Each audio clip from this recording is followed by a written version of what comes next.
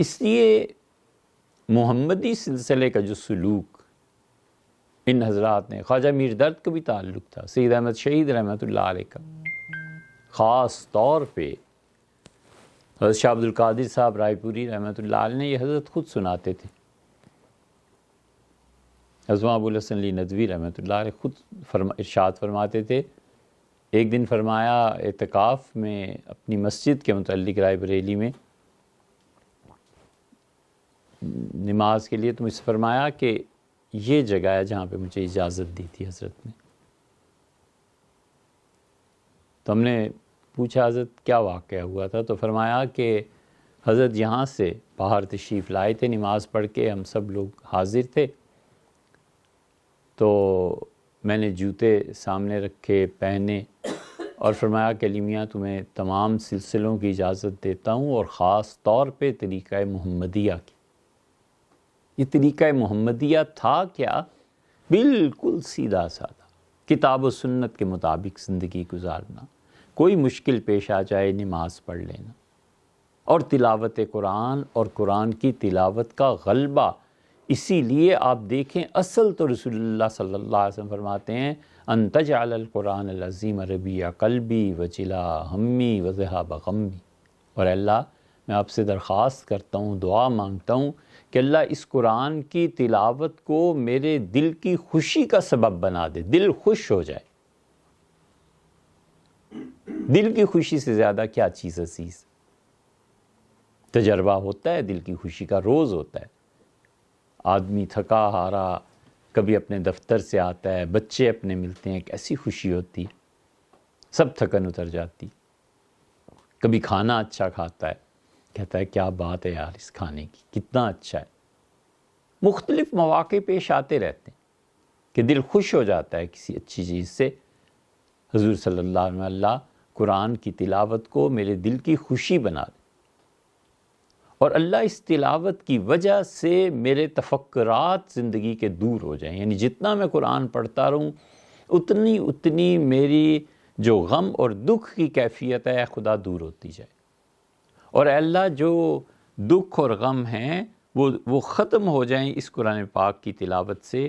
یہ تلاوت کے متعلق حضور صلی اللہ علیہ وسلم فرماتے ہیں ساری خوشیوں کا منبع اور مرکز یہ خدا کی کتاب بن جائے۔ اس لیے کرنے کا کام یہ ہے کہ اگر کہیں شیخ نہ ملے، کوئی صوفی نہ ملے، اب تو صوفی آنکھیں بند کرنے پہ پتہ چلتے ہیں، آنکھیں کھول کے صوفی نہیں ملتا۔ آنکھیں بند کرے نا آدمی اچھی طرح، پھر جنید یاد آتے ہیں، بایزید یاد آتے ہیں، اپنے اکابر یاد آتے ہیں، یہ صحیح صوفی تھے۔ اور ان کی صوفی ہونے کی بہت بڑی چیز یہ تھی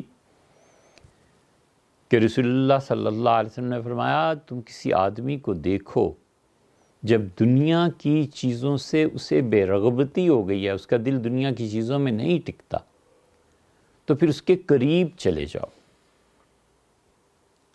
اور علامت کیا بتائی آپ نے؟ فرمایا تم دیکھو گے کہ اس کی زبان پر اللہ حکمت جاری کرے گا۔ یہ مفتیوں کے مسائل نہیں ہیں، نہ فقہ ہے نہ علم کلام ہے، یہ بالکل ایک الگ چیز ہے۔ فقہ اور علم کلام، علم کلام کا تعلق جا کر جڑتا ہے عقیدے سے، اور فقہ کا تعلق جا کے جڑتا ہے فقہ اصغر سے، حلال اور حرام سے۔ اور ایک ہے حکمت بالغہ۔ شاہ ولی اللہ صاحب رحمۃ اللہ نے اپنی کتاب کا نام رکھا ہے نا حجت اللہ البالغہ، قل فللہ الحجت اللہ۔ اللہ نے فرمایا انہیں کہہ کہ حجت اور دلیل پوری ہو گئی، بس اس کے بعد کوئی دلیل نہیں۔ اللہ کی کتاب سب سے بڑی دلیل ہے اللہ کے ہونے کی اور حضور صلی اللہ علیہ وسلم کے حق پہ ہونے کی۔ یہ جو چیز ہے نا، اس کا یہ پہلو عقیدہ اور اس کا یہ پہلو علم، اس کا یہ پہلو عقیدہ اور اس کا یہ پہلو فقہ، یہ دونوں سے ہٹ کے ایک اور چیز ایسے لوگوں کی زبان پہ جاری ہوتی ہے، اور وہ حکمت ہے۔ یہ حکمت الہیہ کسی کو مل جائے اور اس شخص کی باتوں میں حکمت کے چشمے پھوٹ پڑیں تو رسول اللہ صلی اللہ علیہ وسلم ان کے قریب ہو جانا، یہ حکم دیا۔ ایک جگہ ارشاد فرمایا کہ تم میں سے کوئی شخص 40 دن تک اللہ کی عبادت کرتا رہے اور پاک کھانے کے علاوہ کچھ نہ کھائے، اور وہ 40 دن روزے رکھے، تو تم دیکھو گے کہ اس شخص کی زبان پر اللہ نے حکمت کے چشمے کھول دی۔ حضرت شاہ ولی اللہ رحمۃ اللہ علیہ یہ کرتے تھے۔ 29 شعبان کو 21 شعبان کو مسجد میں چلے جاتے تھے اور 40 دن تک رمضان سمیت پوری اللہ کی عبادت۔ اس 40 کے عدد میں بھی ایک برکت ہے